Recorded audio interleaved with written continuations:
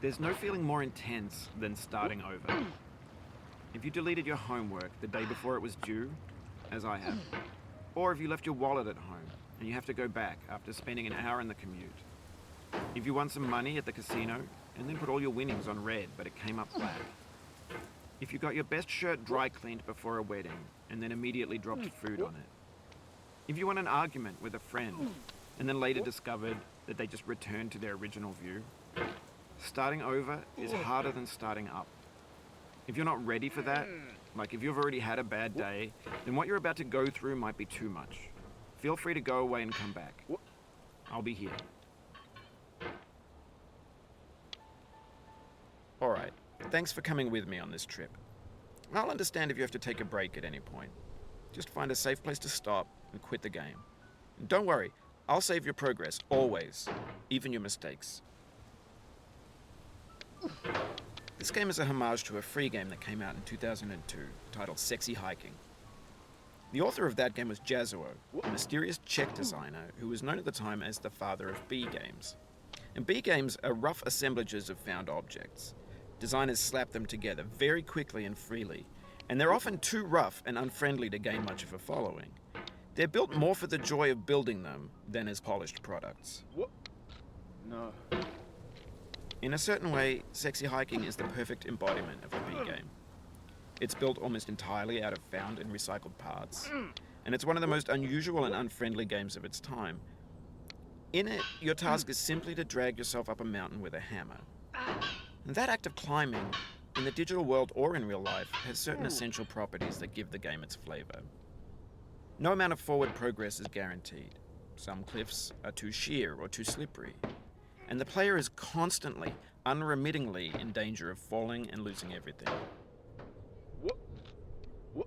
Anyway, when you start Sexy Hiking, you're standing next to this dead tree that blocks the way to the entire rest of the game. It might take you an hour to get over that tree, and a lot of people never got past it. You prod and you poke at it, exploring the limits of your reach and your strength, trying to find a way up and over. And there's a sense of truth in that lack of compromise. Most obstacles in video game worlds are fake. You can be completely confident in your ability to get through them once you have the correct method or the correct equipment or just by spending enough time. In that sense, every pixelated obstacle in Sexy Hiking is real. The obstacles in Sexy Hiking are unyielding, and that makes the game uniquely frustrating. But I'm not sure Jazuo intended to make a frustrating game. The frustration is just essential to the act of climbing, and it's authentic to the process of building a game about climbing. A funny thing happened to me as I was building this mountain. I'd have an idea for a new obstacle, and I'd build it, test it, and it would usually turn out to be unreasonably hard. But I couldn't bring myself to make it easier. It already felt like my inability to get past the new obstacle was my fault as a player rather than as a builder. Imaginary mountains build themselves from our efforts to climb them, and it's our repeated attempts to reach the summit that turns those mountains into something real. When you're building a video game world, you're building with ideas, and that can be like working with quickset cement. You mold your ideas into a certain shape that can be played with, and in the process of playing with them, they begin to harden and set until they're immutable, like rock. And at that point, you can't change the world. Not without breaking it into pieces and starting fresh with new ideas. For years now, people have been predicting that games would soon be made out of prefabricated objects, bought in a store and assembled into a world. And for the most part, that hasn't happened, because the objects in the stores are trash. I don't mean they look bad or that they're badly made, although a lot of them are. I mean they're trash in the way that food becomes trash as soon as you put it in the sink. Things are made to be consumed and used in a certain context, and once the moment is gone, they transform into garbage. In the context of technology, those moments pass by in seconds. Over time, we've poured more and more refuse into this vast digital landfill that we call the internet. It now vastly outnumbers and outweighs the things that are fresh and untainted and unused. When everything around us is cultural trash, trash becomes the new medium, the lingua franca of the digital age. And you can build culture out of trash. But only trash culture. B games, B movies, B music, B philosophy. Maybe this is what digital culture is. A monstrous mountain of trash, the ash heap of creativity's fountain. A landfill with everything we ever thought of in it. Grand, infinite, and unsorted. There's 3D models of breakfast, Gen X's fanfic novels, Scan magazines, green screen Shia LaBeouf, banned snuff scenes on LiveLeak. Facebook's got lifelike bots with unbranded adverts and candid shots of Kanye and Taylor Swift mashups, car crash epic failed GIFs, Russian dashcam vids, discussions of McRibs, discarded, forgotten, unrecycled, muddled, rotten, untitled. Everything's fresh for about 6 seconds, until some newer thing beckons, and we hit refresh. And there's years of persevering, disappearing into the pile, out of style, out of sight. In this context, it's tempting to make friendly content that's gentle, that lets you churn through it but not earn it. Why make something demanding if it just gets piled up in the landfill, filed in with the bland things? When games were new, they wanted a lot from you. Daunting you, taunting you, resetting and delaying you. Players played stoically. Now everyone's turned off by that. They want to burn through it quickly, a quick fix for the fickle, some tricks for the clicks of the feckless. But that's not you, you're an acrobat. You could swallow a baseball bat. Now I know, most likely you're watching this on YouTube or Twitch, while some dude with 10 million views does it for you. Like a baby bird being fed chewed up food. That's culture too. But on the off chance that you're playing this, what I'm saying is, trash is disposable, but maybe it doesn't have to be approachable. What's the feeling like? Are you stressed? I guess you don't hate it if you got this far. Feeling frustrated? It's underrated. An orange is sweet, juicy fruit locked inside a bitter peel. That's not how I feel about a challenge. I only want the bitterness. It's coffee. It's grapefruit. It's licorice.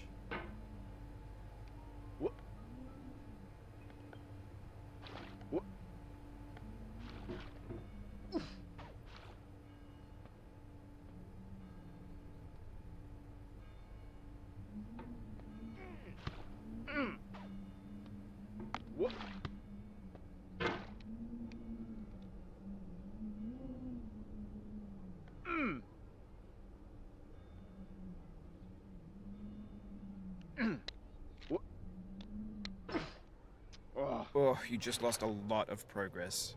That's a deep frustration, a real punch in the gut.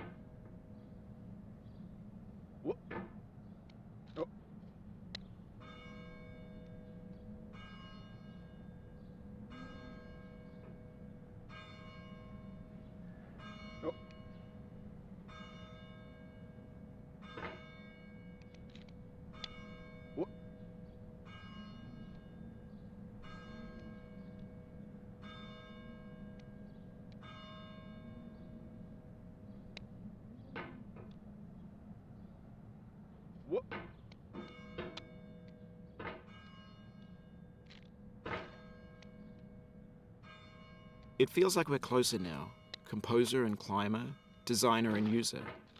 You could have refused, but you didn't.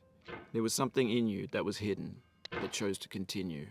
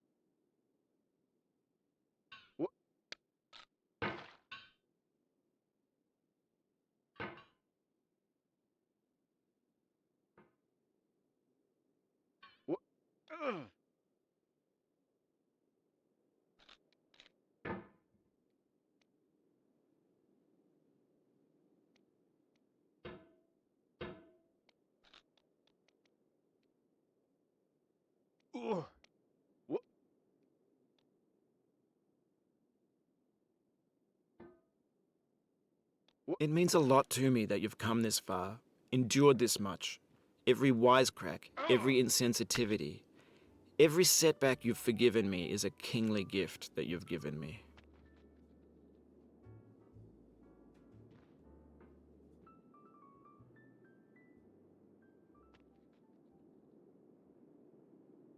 Uh,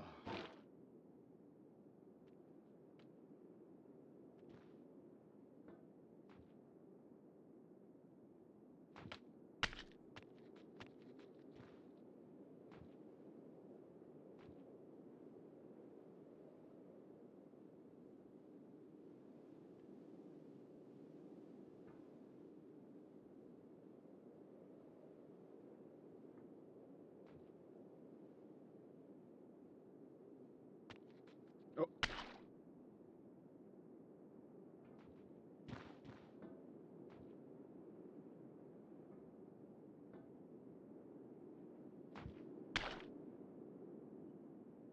Whoop.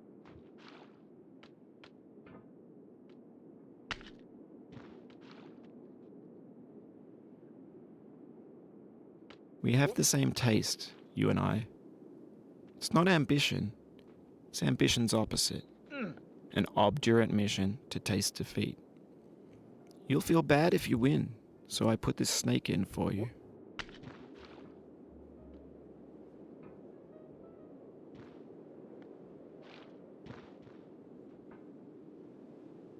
Whoop.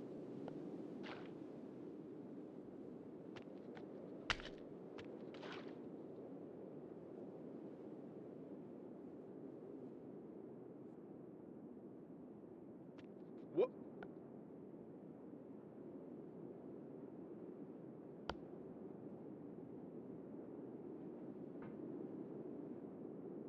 Whoop.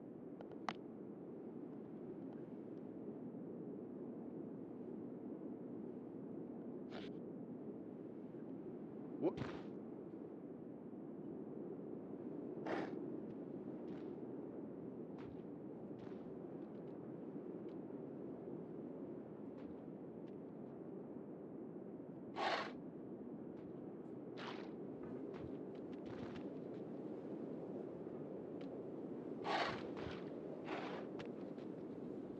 Oh.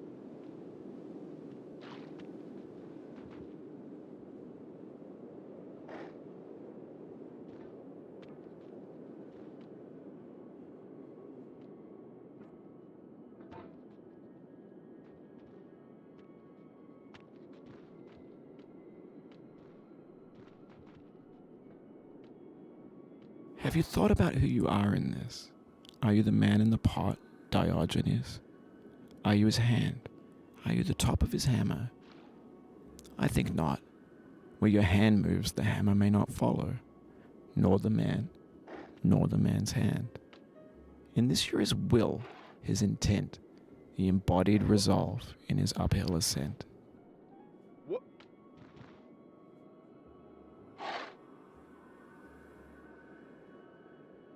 Whoop.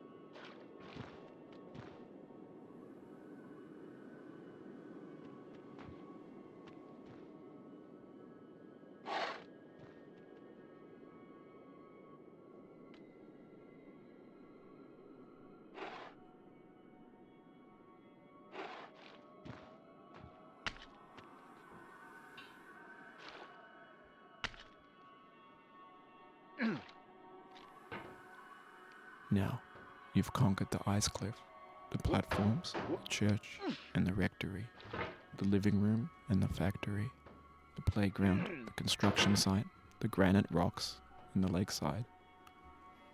You've learned to hike. There's no way left to go but up, and in a moment I'll shut up. But let me say, I'm glad you came.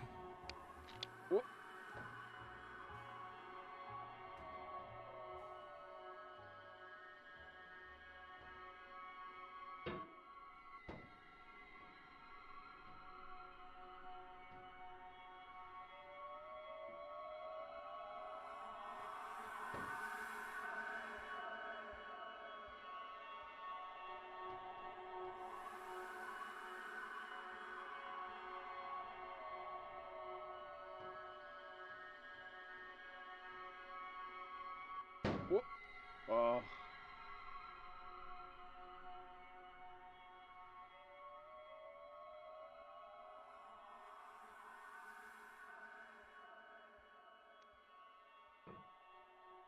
What? I dedicate this game to you, the one who came this far. I give it to you with all my love.